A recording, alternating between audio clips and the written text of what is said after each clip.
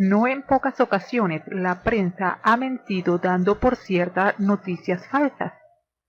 Así que el caso que voy a relatarles no es de sorprender en ese sentido, pero sí es impactante por el revuelo causado y las consecuencias que trajo. Es el caso de Kitty Genovese.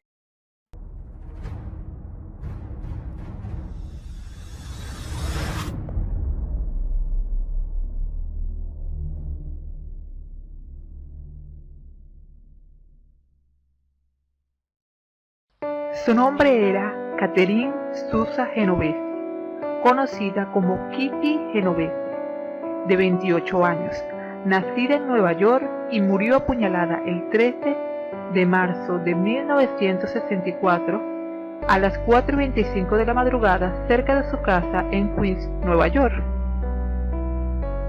2 semanas después, el 27 de marzo, el New York Times publicó un artículo sobre el crimen, en primera página firmado por Martin Gansberg, un periodista experimentado que consiguió un amplio reconocimiento con la noticia del asesinato de Kitty Genovese.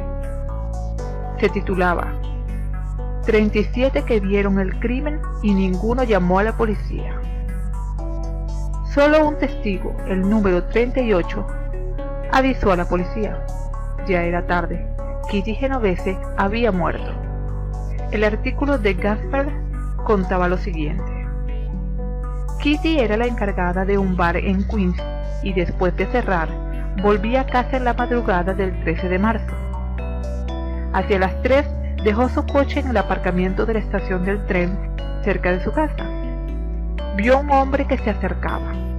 Se asustó y corrió hacia una cabina telefónica de la policía, pero fue alcanzada por el hombre y apuñalada 3 veces, en el abdomen y en la espalda, mientras huía hacia su casa a la vuelta de la manzana. Mientras escapaba, Kitty gritó, pidiendo auxilio varias veces.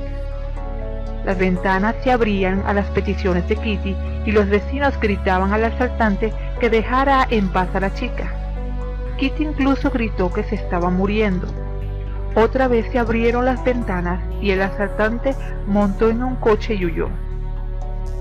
Kitty, caída en el suelo y herida, consiguió ponerse de pie y marchar hacia su casa.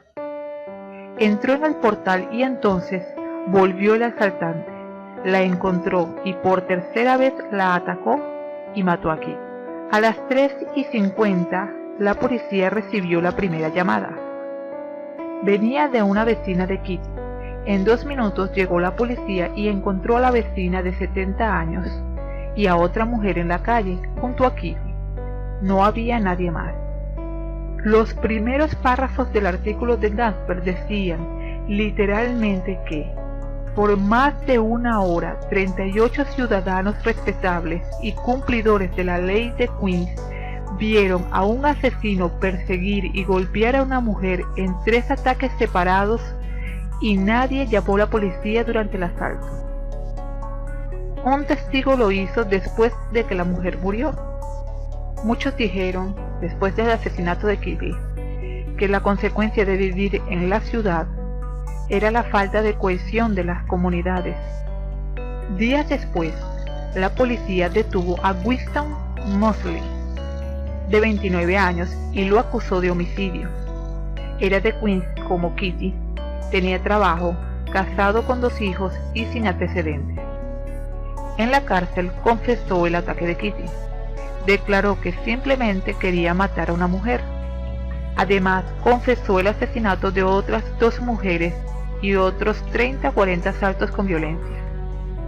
Los psiquiatras, después de los análisis correspondientes, declararon que era necrófilo.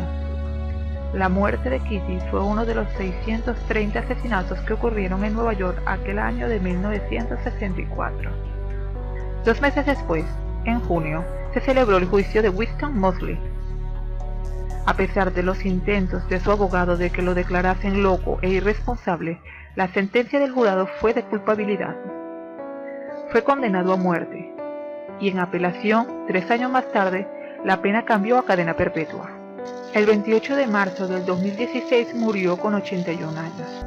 Fue conocido como el recluso de más edad del sistema de prisiones de Nueva York.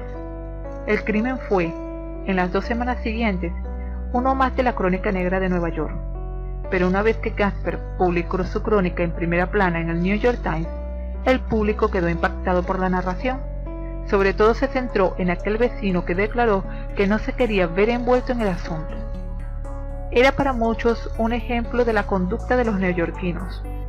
Era la indiferencia de la gran ciudad, como lo eran también los 37 testigos que no hicieron nada. El caso conmocionó a la sociedad y comenzaron los análisis del suceso, y se llegó a las conclusiones correspondientes. Por ejemplo, después del análisis psicológico del asunto, se llegó a la conclusión de que cuanto más testigos hay en un suceso, más difícil es que alguien tome la iniciativa y haga algo por la víctima. Es la psicología del grupo. Yo no ayudo porque nadie lo hace y no quiero ser el tonto que se haga responsable. O no ayudo porque seguro que entre tanta gente hay alguien que sabe hacerlo mejor que yo y además no estoy seguro de qué hacer, pues aquí hay muchos mirando, lo que me hace dudar de cómo intervenir. Esto es lo que se denomina la teoría del testigo, o quizás mejor, del mirón.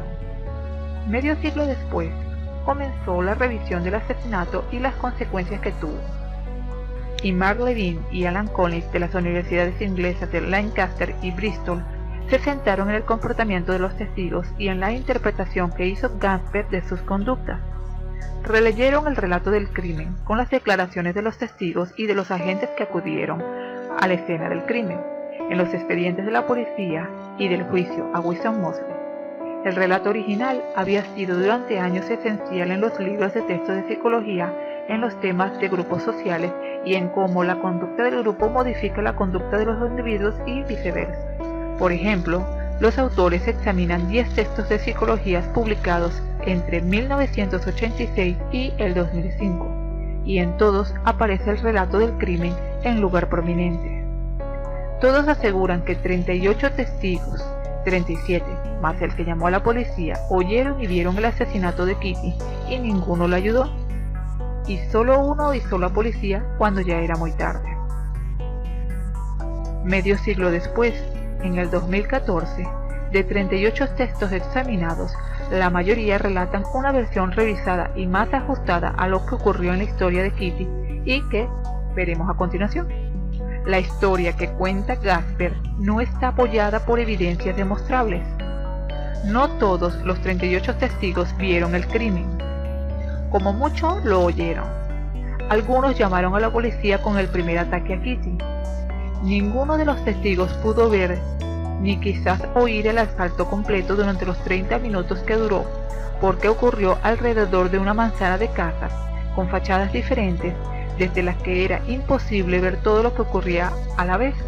Tal como parece que se desarrollaron los hechos, cada testigo solo pudo ver unos segundos de cada fase del crimen. Además, fueron 2 ataques y no 3. Kitty todavía vivía cuando llegó la policía.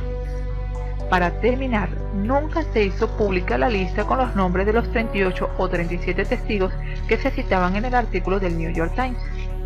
La conclusión de toda la investigación y análisis arrojó que los 38 testigos no vieron todo el ataque, y también arrojó que era mentira que habían permanecido inactivos, porque varios de ellos llamaron a la policía en el primer momento que escucharon los gritos. Sin embargo, la historia de Gaspard creó un mito que no se basaba en los hechos.